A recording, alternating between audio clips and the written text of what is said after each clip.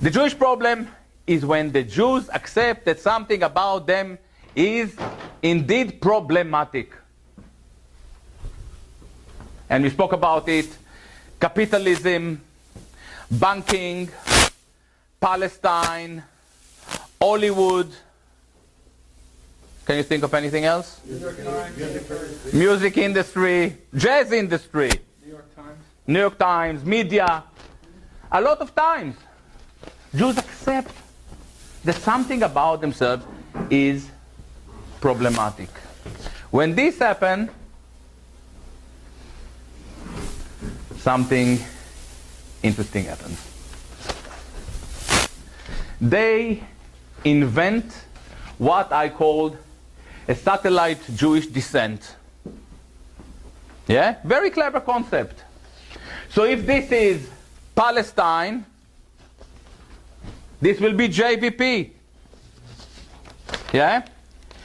If this is banking, this will be, or capitalism, this will be communism, Bolshevism, Trotskyism, World Revolution.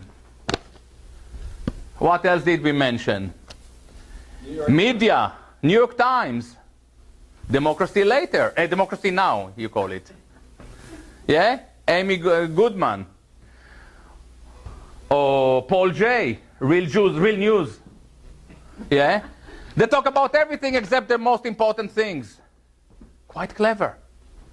And when this happens, what we see is an incredible debate.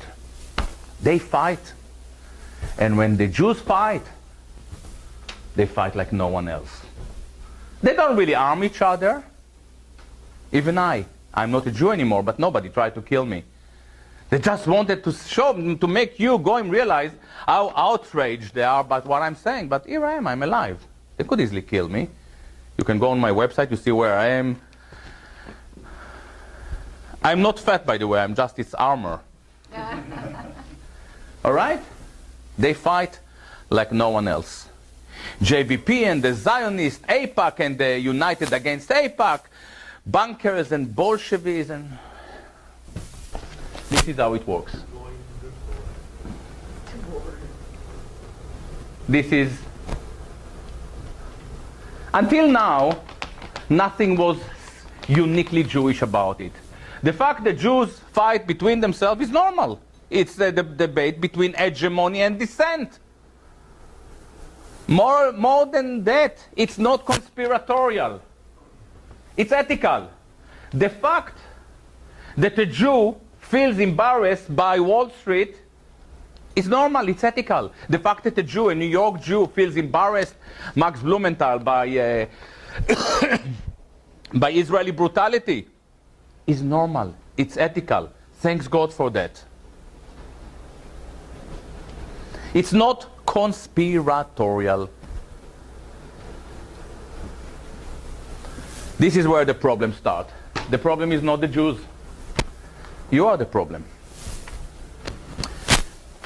When you see that the Jews fight each other, yeah, you remember, they fight each other, you say, all right, they're taking care of it, we are moving away.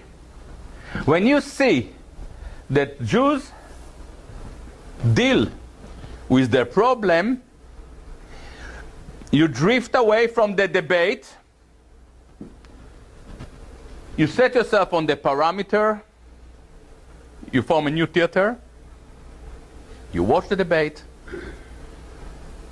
you're not part of it. You let Sam Harris and Chomsky deal with it. You let JVP take care of Palestine. You don't want to get involved. And it's very clever that you're doing it. Because if you wouldn't do it, we would have Holocaust every week.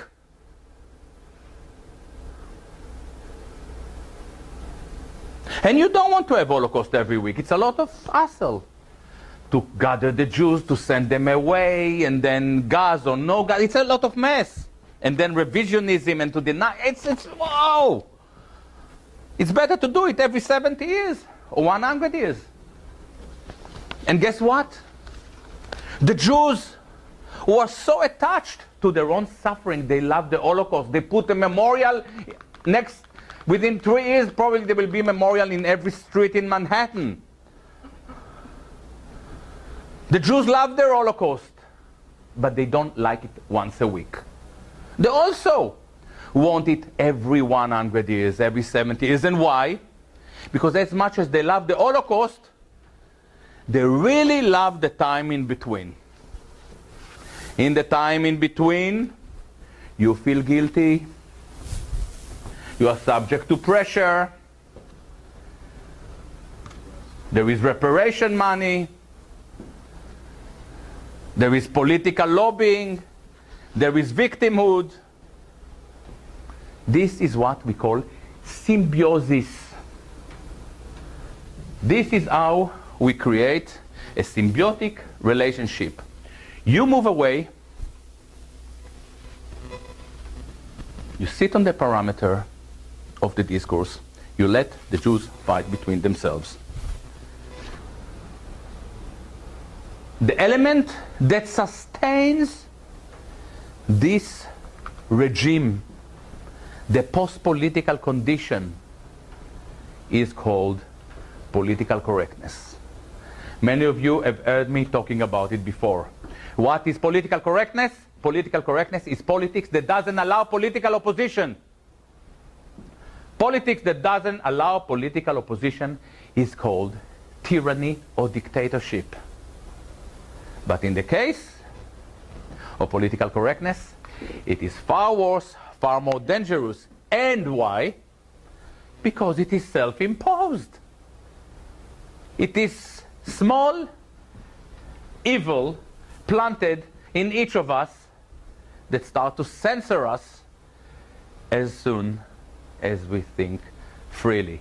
So first time it hurts, second time we just avoid thinking, and in the third time we just get used to the idea that we better not think. And this is why in America you have activism. Activism is the complete opposite of thinking. Thinking is being creative. Thinking is understanding all of that on your own. But instead of that, we subscribe to a culture of slogans. BDS, MDS, ZDS. What? Do you want me now to stop Israeli professors? So the Palestinians are now against freedom of academia, freedom of speech, you know? And if you try to interfere and to ask questions, the mess starts. No. To be a thinker is the ability to lift every stone, to be courageous enough to do it, and to look under.